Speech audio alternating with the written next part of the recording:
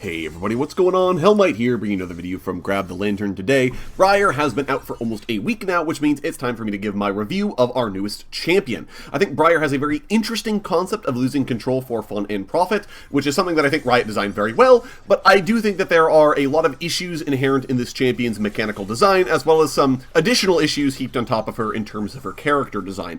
But let's go ahead and cover the pros and cons here as far as Briar is concerned.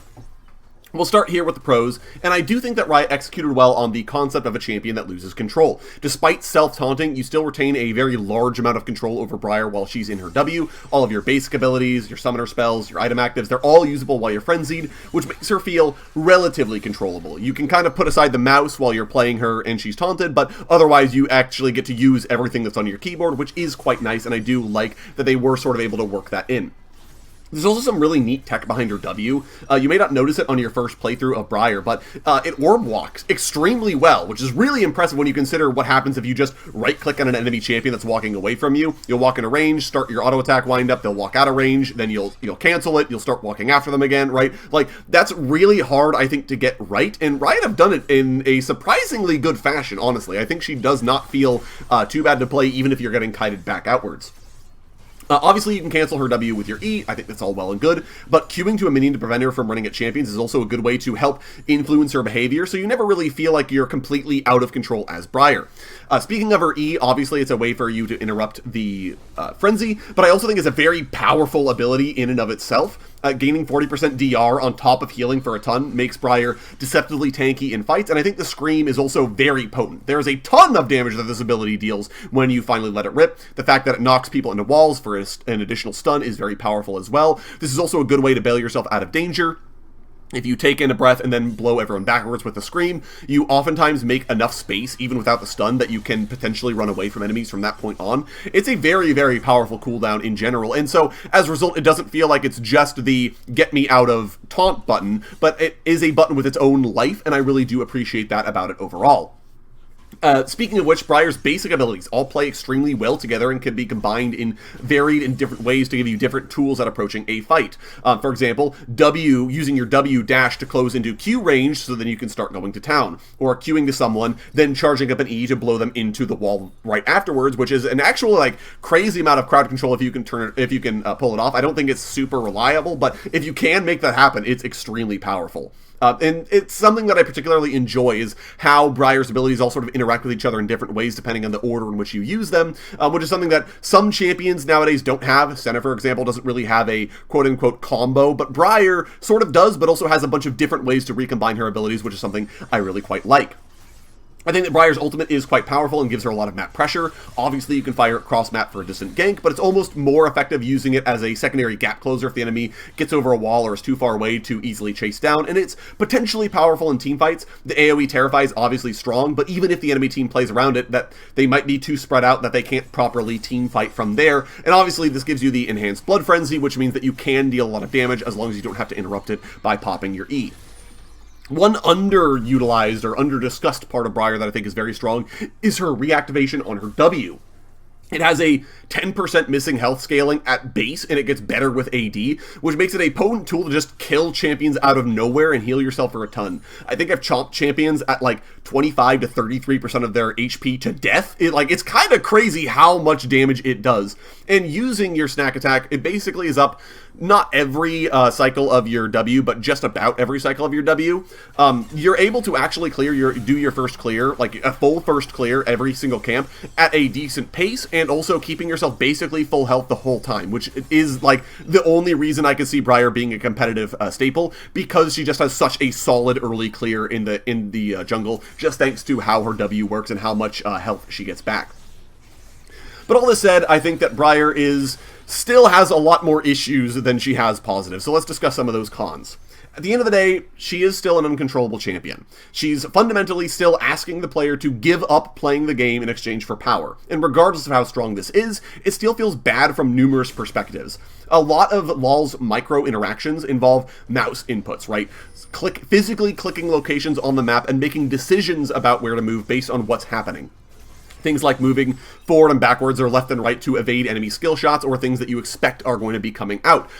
Moving in unpredictable ways in the middle of a tense 1v1, right? There are certain skill shots in the game that you can't really react to. You have to sort of preempt them by knowing, for example, Kayn is going to W. I can't dodge that, right? I'm too close in to be able to actively like see it coming and to get out of range. I have to sort of guess where Kayn is going to throw the W first and be already moving out of the area of effect if I want to dodge it, right? These kinds of things, and they're all things that I think players don't really notice that they're doing. You may notice other mouse inputs, things like orb walking, for example, moving backwards, auto-attacking, that sort of thing. But there are a lot of other things that you do in League of Legends that all involve the mouse and involve your movement and positioning. And it's a very fun part of the micro game that I think a lot of players enjoy and maybe don't realize that they enjoy. Briar does away with all that. She says, well, I'm taunted on the nearest target, so I'm just going to run straight at them with no ability to control who I'm auto-attacking or where I'm moving. I just run straight at things. And it means that the entire mouse hand does not get used at all while Briar's in her berserk, which is what the champion is fundamentally asking you to do as many times as possible throughout a game. You want to be berserking because of the attack speed and movement speed steroids, as well as the area of effect damage, but it doesn't feel very good to try and play that because you're saying, I don't get to actually play the champion because she just says, no, I got this, I'll play the game for you. And while you can control Briar's behavior to a certain extent, you need to know exactly how to influence her behavior and have that down to a science. Otherwise, you'll fumble your controls for several seconds, potentially causing you to run into the enemy team or underneath a tower and int. Right? A player's first reaction when they're seeing their champion mispath isn't, let me use my E specifically. It's usually frantic right-clicking where you want them to go, and then, or reactivating the button that you just pressed because you want to cancel the movement, right? And it's not until, maybe a second or two down the line that you realize, oh yeah, Briar, E, I gotta press that, at which point it might be too late for you to actually make anything happen. Now, I will admit that Briar mains will likely be very good at this. They'll have very good reaction times and be able to avoid a lot of these issues of misinputs or realizing what's happening and being able to respond to it in time, but it certainly makes the casual Briar experience much worse. Taunting also has a few other unforeseen or maybe foreseen, but feels bad scenarios just in terms of the leash range. The leash range on Briar's W is extremely large, which means that if you attempted to lane this champion, if you ever press W, you would immediately lock onto the enemy top laner and start running at them, as an example. Ignoring all the minions that you may be wanting to last hit, ignoring the fact that maybe you can't actually 1v1 them, you just start running it down. And this means that then you can't really use your W in the way that other champions would their basic abilities in lane. Sure, you can use your Q on a nearby minion to redirect you and break the champion priority, so you just hit the nearest target, but then that means you've used 2 cooldowns now, and the enemy champion knows that you're no longer auto-targeting champions, so he can fight you for free without you being able to respond, which means now you have to press your E to break the taunt, at which point you've used your entire kit and gotten no value from it, not PvP'd at all, up until the point that the enemy champion's on top of you fighting you. It's not a particularly good scenario, and one of the reasons why Briar, I feel like, can't lane at all. But it also has issues in the jungle. For example, you might be peacefully doing your Raptor camp, all of a sudden for Briar to start tearing off into the jungle in the direction of an enemy champion that she just spotted. There's a weird, reveal mechanic on the ability as well, where even if the champion's out of sight and your team does not have vision of that area, if they enter, a radius of Briar, she, reveals them and starts running at them because she's taunted to them. I'm not sure if that's intended. I might have been misseeing what I saw in the game, but it feels like as long as there's a champion in the very generous taunt range that Briar reveals them and starts running at them, sort of regardless of what you want her to actually be able to do.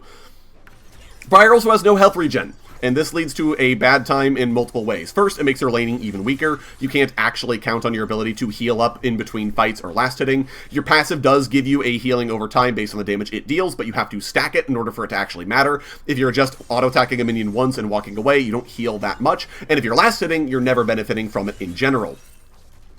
The other issue, of course, is that Briar is the queen of dying to dot effects because she has no base health regen. A lot of dot effects in League of Legends are sort of tuned around the fact that champions have base health regen, and therefore they have to do slightly more damage than you would otherwise expect if they want to be relevant amounts of damage. Well, Briar has no base health regen, and this means that she is the queen of flashing away from a team fight only to realize, well, you're ignited, well, the injury's torment is on you, well, there are a couple of errant minion auto attacks following you, and you just die to those immediately because you're not actually healing enough to survive them.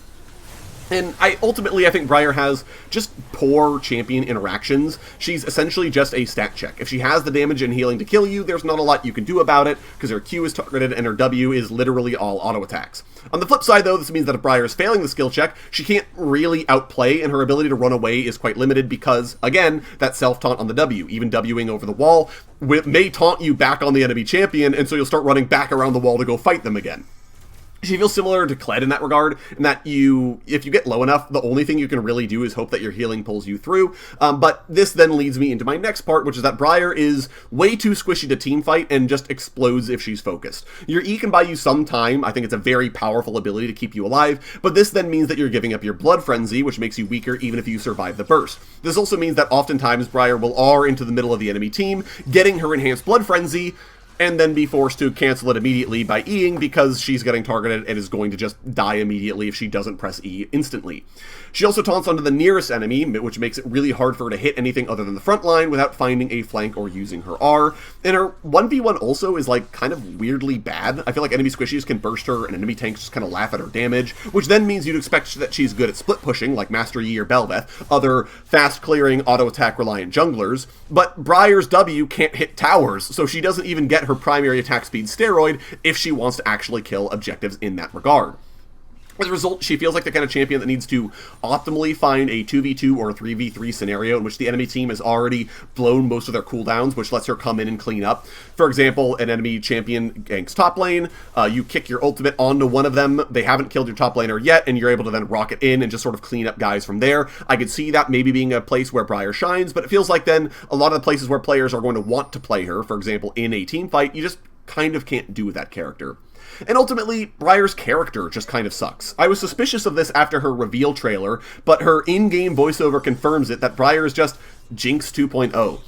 Riot seems to have just copy-pasted the crazy, in a literal sense, manic pixie dream girl character that Jinx has onto an entirely another champion in League of Legends, which to me is extremely disappointing because I think Briar's backstory had a ton of room to make her a very interesting character. This dichotomy of Briar losing control but being able to be fully herself versus keeping herself in check so that she can actually like use her higher brain functions. There were a lot of really cool things I feel like Riot could have done, and no, they just decided we just want to make Jinx again because we made Yasuo again with Yone, so we can do the same thing with every character, right?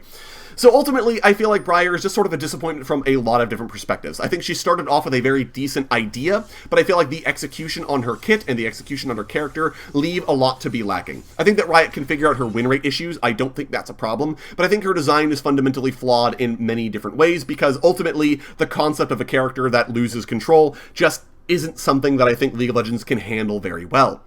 Maybe in the future Riot can figure out something to do with Briar, but for right now, I'm just a little disappointed with the character as she stands.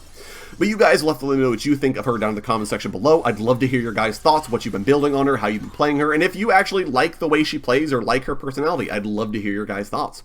If you enjoyed the video today, go ahead and leave it a like, and if you really enjoyed the video, consider subscribing. I upload a video every Monday, Friday, and on patch days as well. Once again, thank you guys so very much for watching. I do appreciate it, and I'll talk to you all later.